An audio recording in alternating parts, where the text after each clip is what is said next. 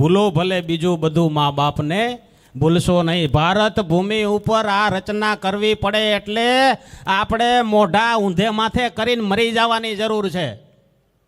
ભારત ભૂમિના સંતના ક્યારે લખવું પડ્યું હોય કે ભૂલો ભલે બીજું બધું મા બાપને ભૂલશો નહીં, અને આપણે પાછા મોટા ઉપાડે કંઈક અમારા દેશમાં તો 33 કરોડ દેવતા. આ બે ઘેરે છે એનું કંઈક કરો ને.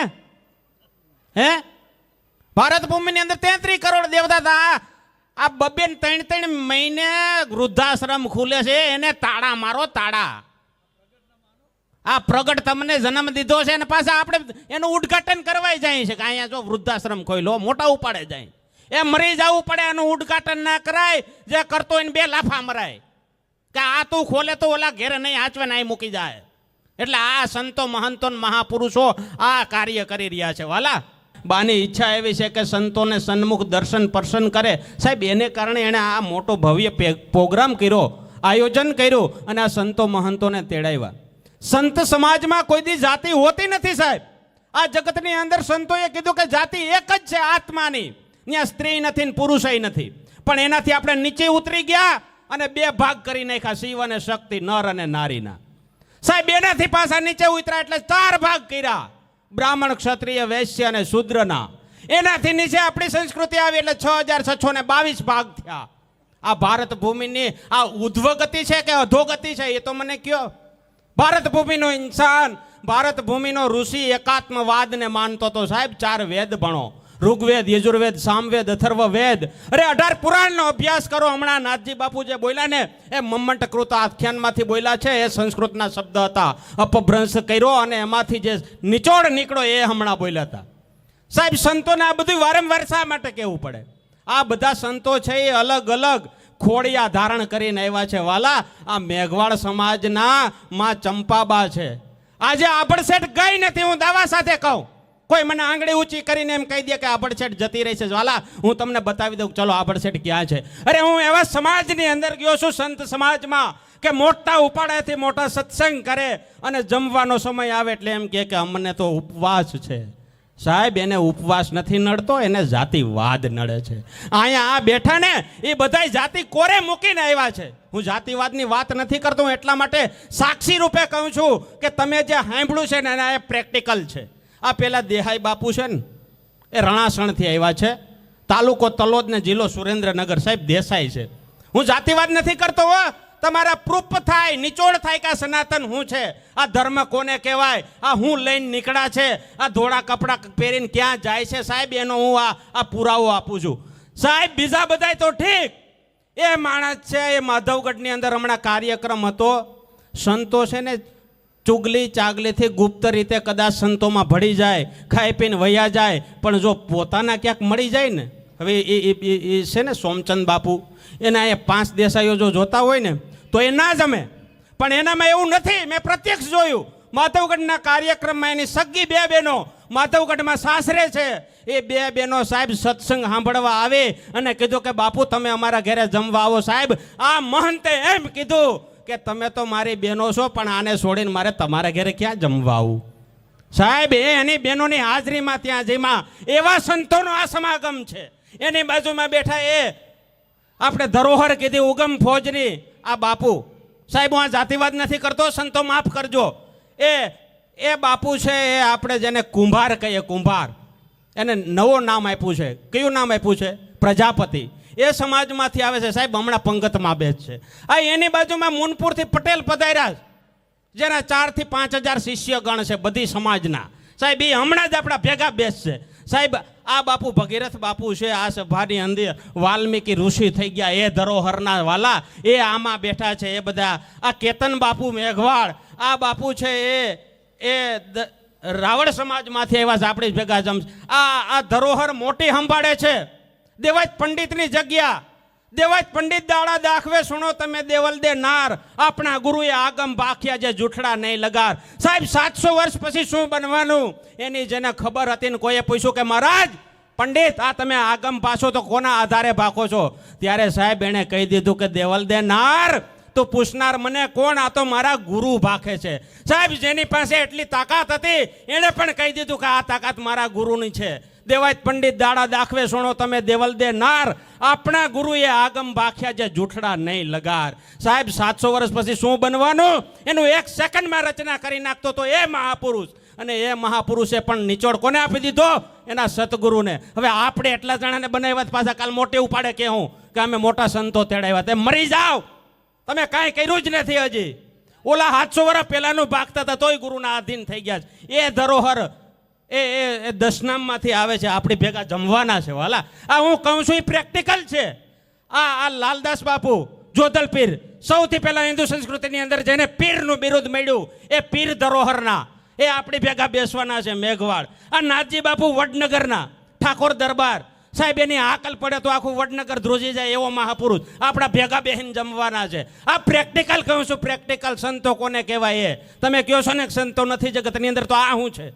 એની બાજુમાં રામદાસ બાપુ બેઠા છે જૂના ફુદેડાથી.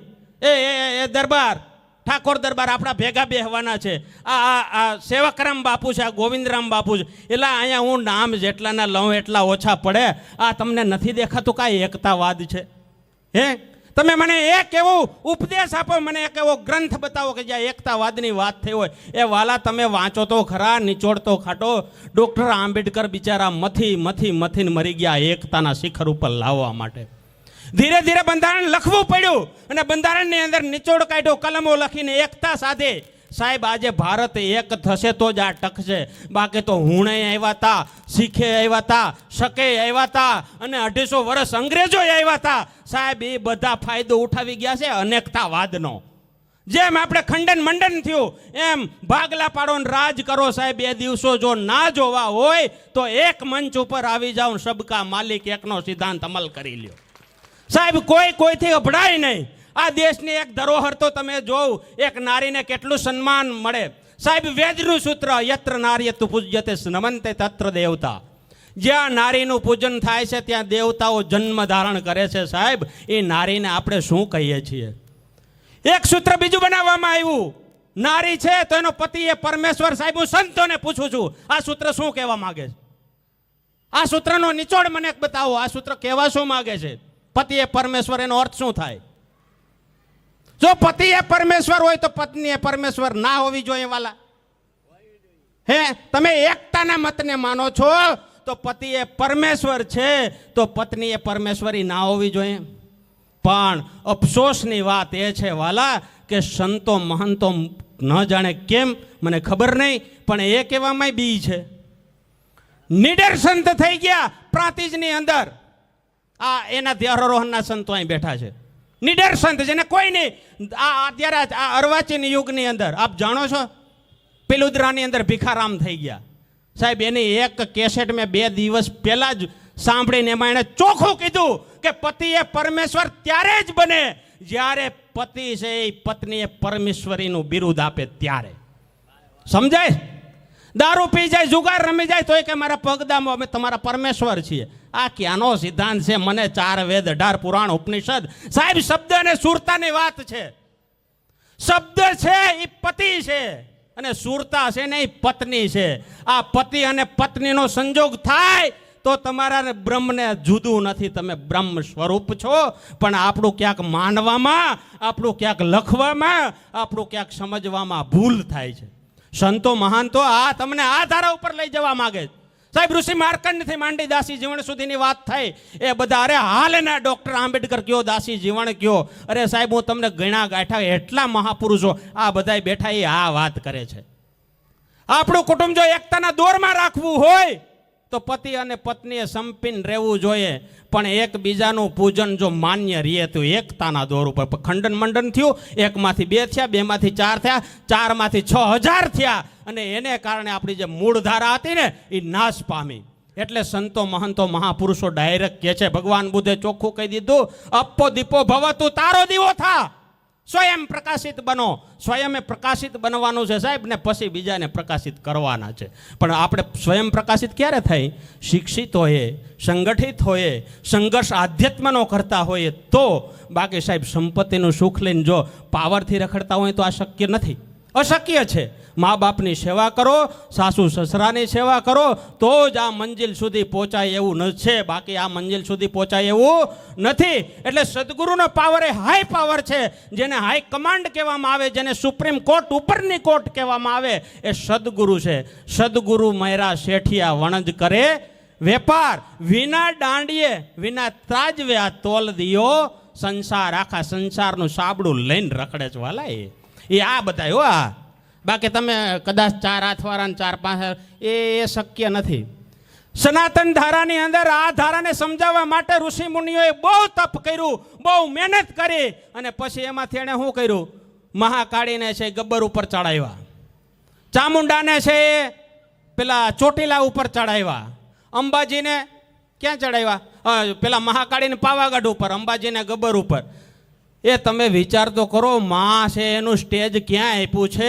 ઉપર. એ ઉપર એટલા માટે આપ્યું કે જોઈ છે કે આમાં મારો કોઈ દીકરો દુખી તો નથી ને. અને બાપા બધાય ગુફામાં, કેદારનાથ, બદ્રીનાથ, બધાય ક્યાં છે? બધાય બાપા ક્યાં છે?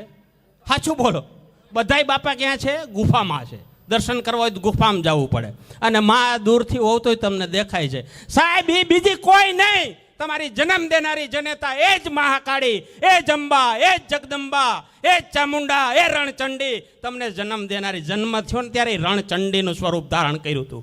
સાહેબ એક પોતાના અંગમાંથી આ કાયાને બહાર કાઢવી રણચંડી, બીજી કોને માનો છો તમે?